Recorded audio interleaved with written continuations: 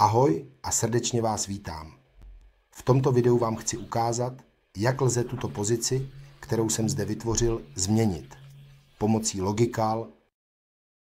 Tento portál s oknem byl vytvořen, ale tento chce změnit rozměr tohoto portálu. K tomu mám zde na nejvyšší pozici.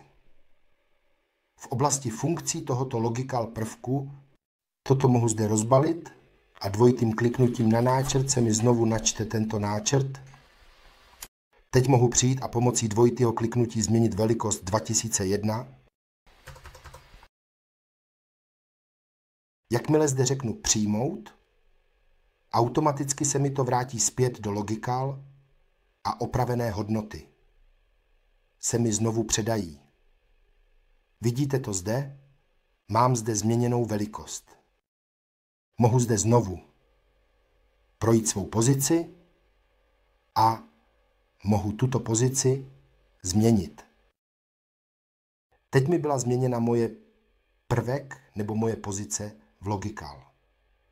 A tato oprava mi bude také předána do HiCAD. Nyní se porovnávají jednotlivé profily, které se změnily a které zůstaly stejné.